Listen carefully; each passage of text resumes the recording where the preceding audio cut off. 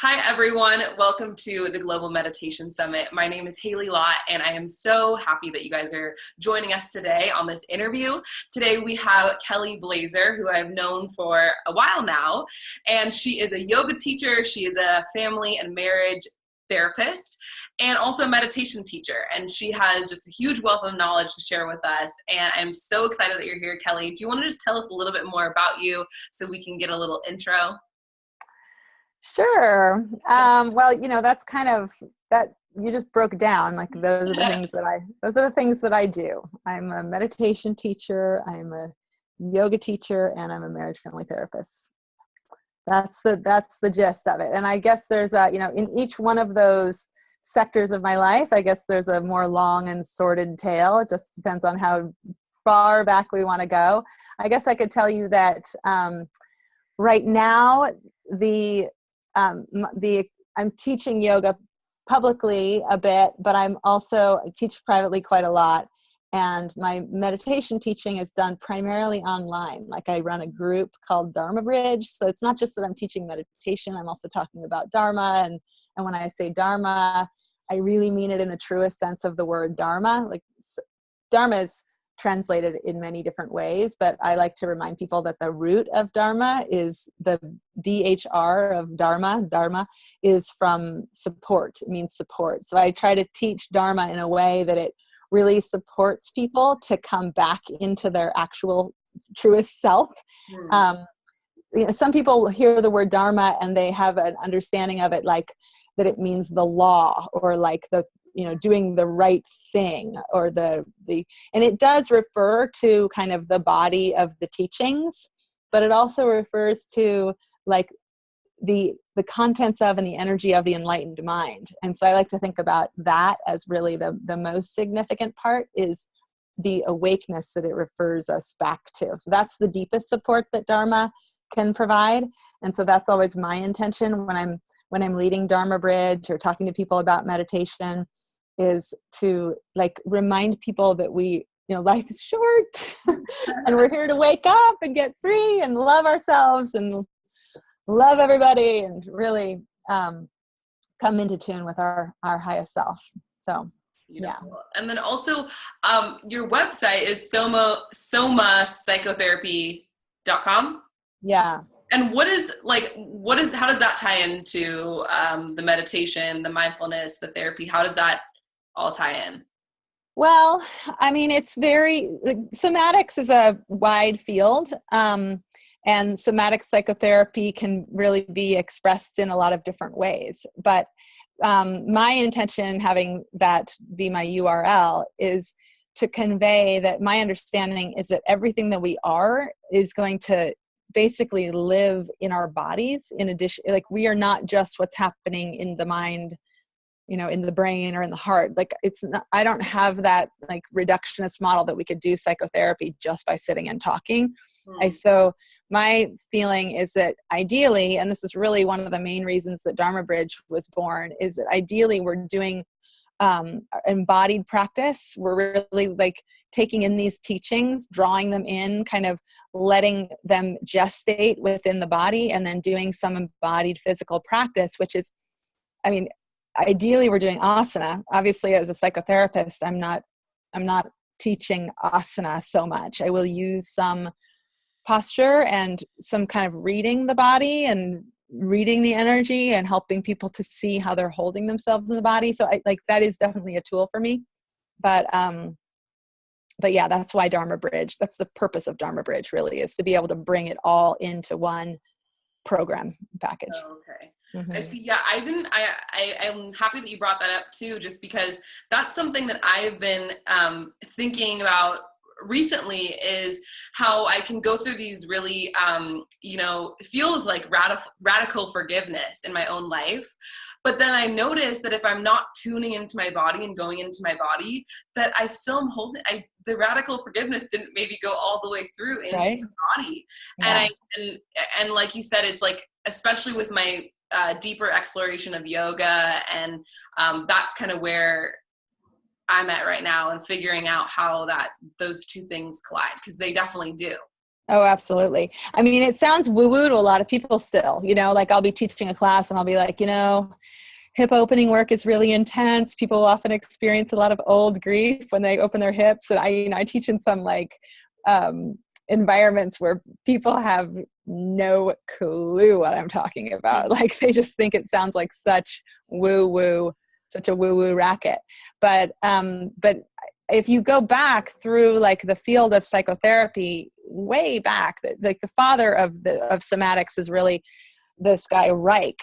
And this is something I've been thinking a lot about lately, actually. So Reichian characterological structures is this study of our defense mechanisms, and there's specific ways that we kind of defend against certain experiences in life, and they actually structure our physical development according to Reich and his like everyone who's followed his work. Mm-hmm. And the understandings have developed over time, but basically like there are ways in which however you want to think about it, like they think of it in terms of early childhood wounding, and I would look at it more from a Buddhist perspective of like the karma that you come in with, or the combination of your karmas and your conditioning. Like all of that is going to have an impact on how your body actually develops. So it goes back really deep. Some of this stuff has very, very early roots. Yeah, it's so interesting to me, and definitely something I want to explore more myself, just because probably the asana part of yoga for me is actually the part that I struggle with the most. And really, getting into my body and just exploring that. So that's something I'm going to definitely probably talk to you later and talk to you soon about after this call. So obviously mindfulness, is just a huge part of your life. And I was wondering, has it always played a huge role in your life? And also, what was your first experience with mindfulness, if you remember it? Well, God, no. First of all, like, no. I don't think there was like really a shred of mindfulness. When I look back, like like obviously children have a presence about them, but a lot of I suppose like my early childhood memories, and even like my up through junior high, I can still remember like presence in my body, and a lot of like my mom was and is really into being in the wilderness. So just when you're in the wilderness, when you're in nature, there's a natural mindfulness. We tend to be in the moment when we're in a state of wonderment. So I think to some degree, like I think I had it, but then I really lost it. Like I really got funneled into this like hyper academic, intellectual kind of way of being in the world where, and this, I'm talking really about high school. And so I think my capacity for mindfulness really got shut off, and I had a lot of pain around that, and around self. And so I think that's why I came back. Or, thank God it came back to me somehow, whatever, the blessing occurred that mindfulness found its way back, specifically through yoga. So my first experience with my first reconnecting to mindfulness, because you could also say that like you never really lose it, like your deepest self is always there, fully present, right? But my really powerful reconnection with it was through asana, was through yoga. And that was when I was in college, in 19, I don't have to give you the date, right? It was a long ass time ago. So did you just take it, like, how did you stumble upon it? Because obviously yoga is like such a big part of your life. And did you just take a yoga class and you're like, oh, this is what I meant to do? Or how did it, well, okay. So I suppose the thought plickens, as they say. Yeah. Like my mom was a meditator.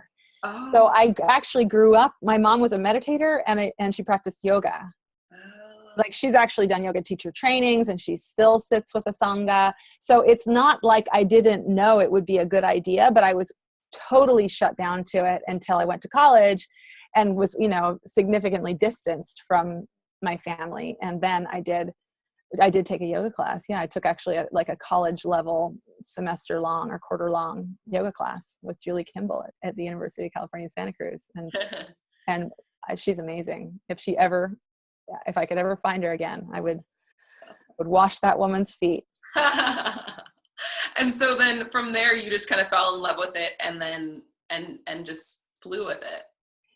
Well, I mean, it's never that easy, right? I would say like what happened for me, I think, is actually so first of all, it really struck me the difference in how I felt when I was practicing and present in my body. I mean, it really struck me. It was like, wow, I am right here, right now. And I haven't been right here with myself for a real long time. So it was just apparent I'd had a lot of suffering going on, and I did not really understand the extent to which it was carried in my mental, it was carried inside me. It was like nobody else was really responsible for it. It was the way that I was interacting with myself. It was the pressure that I was putting on myself. It was this, so it was a real balm. It was just it really soothed me to do asana, to do physical practice, and to feel that level of connection into my body and into my breath. Yeah. Yeah. So I got unhooked. It basically was like hooked for maybe, I don't know how many years, but a lot of years. And then I really got unhooked through specifically through asana, but then I started a meditation practice as well. I'd love if you could just share with us some of the benefits that you see in your own life resulting from your mindfulness practice. Well, I mean, I think the deepest benefit, I would have to say, is just the awareness that it's possible to exist from the perspective that loving myself is a good idea. I mean, it sounds ridiculous, right?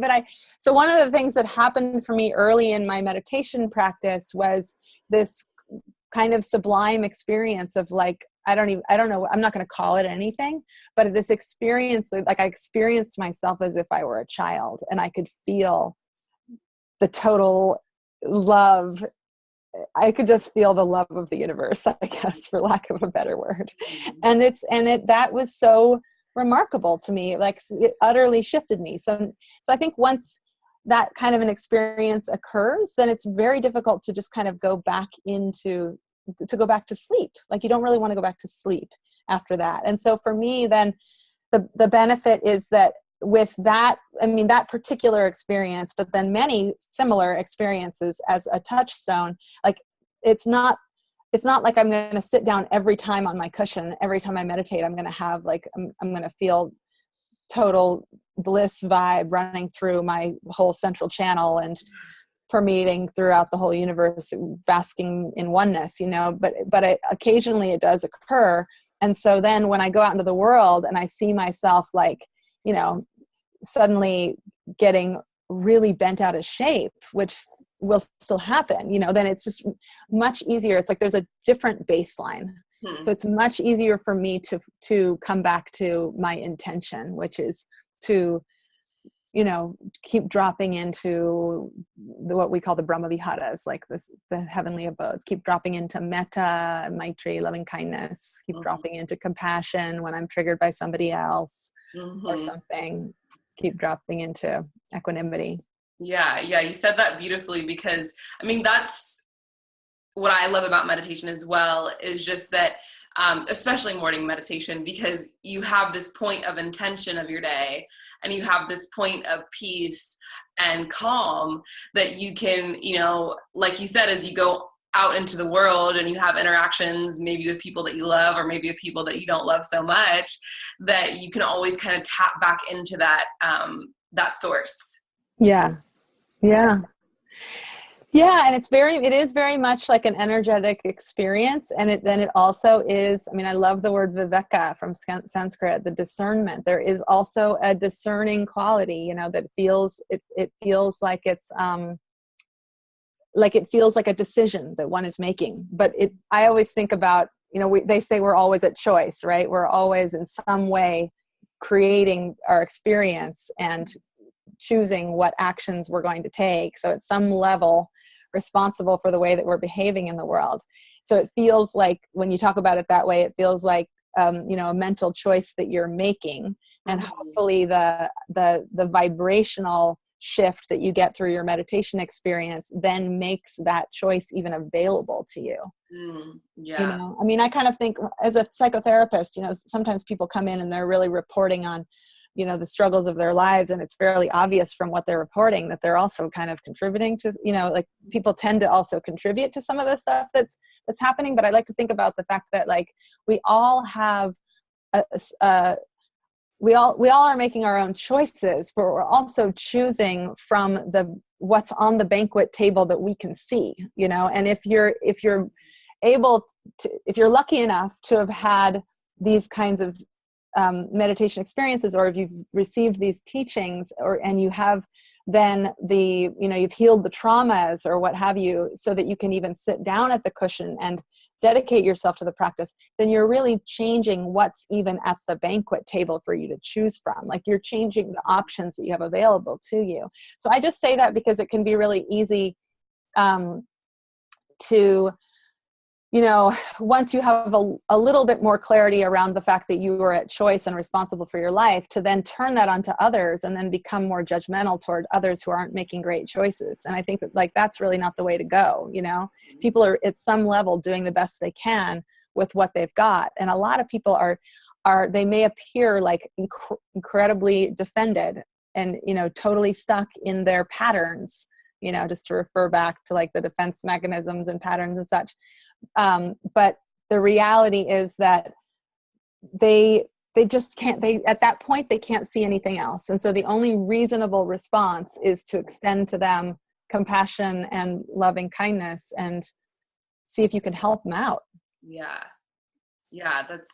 It's really, it reminds me of something that my mom actually always talks about too, is,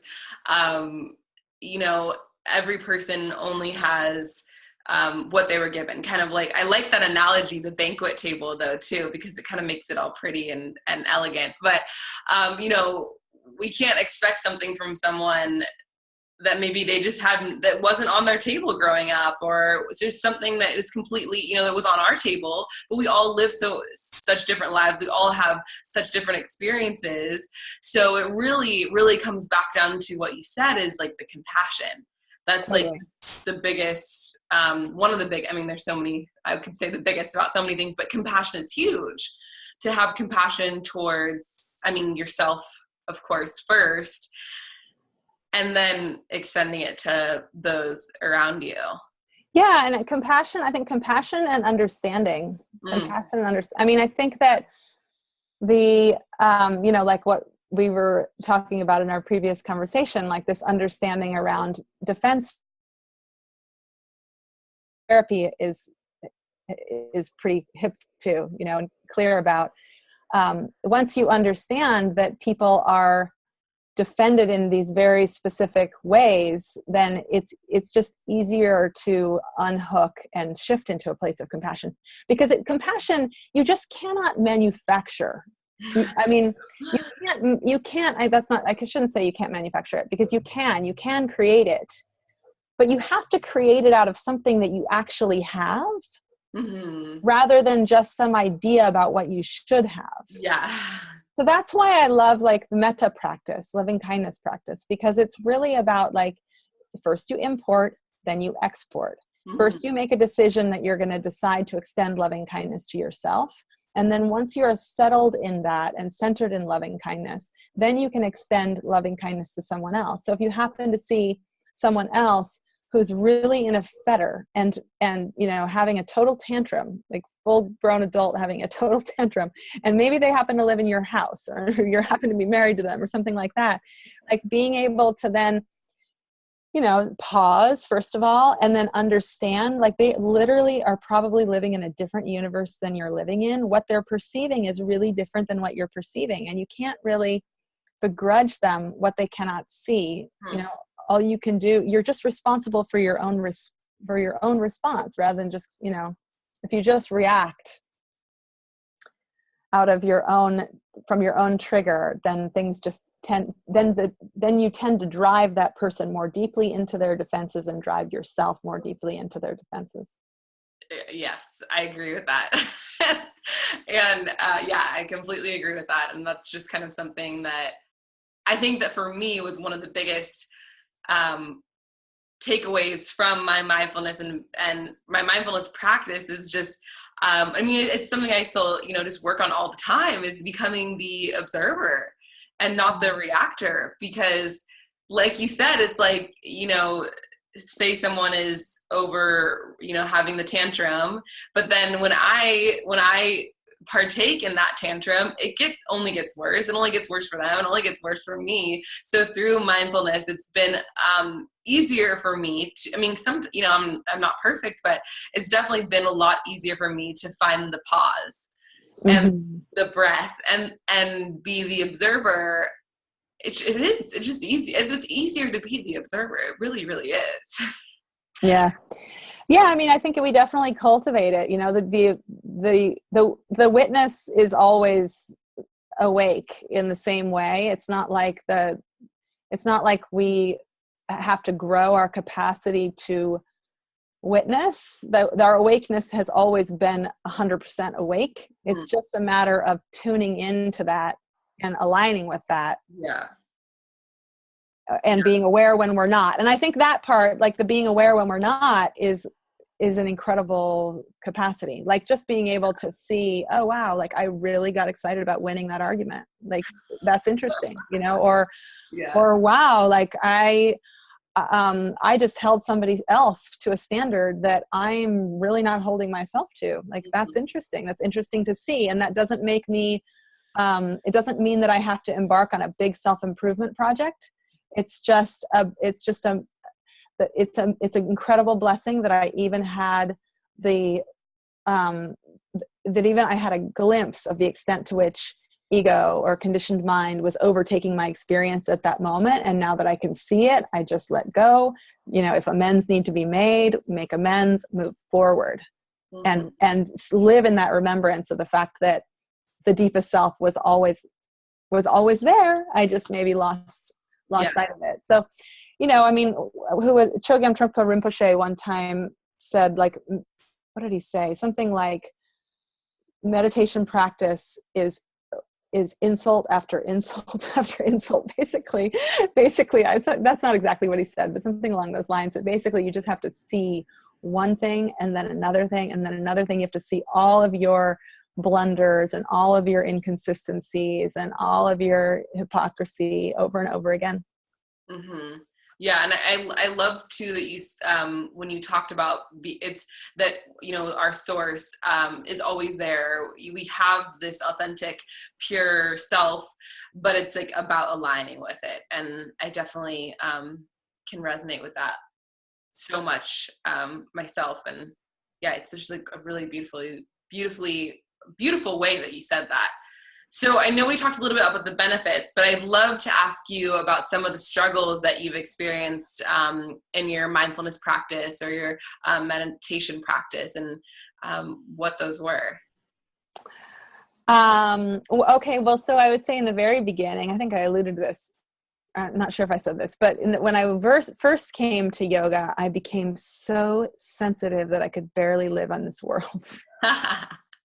So I would say that was the first one. I mean, and there was some benefit to that sensitivity. Like it drove me further and further into practice, but to the point where there was a moment where I thought I would kind of had to choose between like, should I go to a monastery or should I just like check into the insane asylum? Because this society is not going to work for me. I was so raw, because I felt like I could just feel everything. So all of the different ways that humans can be cynical and closed down, and all of the harshness of human experience was so intense for me. And I sort of thought that it was because the world was harsh, but what I didn't really realize that is I was still like processing all of my own pain and all the ways that I had shut down and cynicism isn't really my thing, but like all the different ways that I'd shut down and disassociated and not experienced. Like I was experiencing everything that I had stored in my body. In a sense, it was all working itself through. And so I perceived the world as a really unsafe place, So that was one struggle that kind of really through understanding, I think just through deepening in the path, it's become like, now I think the world is kind of awesome. But then the other struggle that I think that I just alluded to is the tendency to sometimes believe that because one is a spiritual person, one should look and behave a particular way, like don't react, don't, I mean, it's all true and good, right? But one of the things my teacher once said was, she said, I am a big fan of centered, but what I'm not a big fan of is repressed.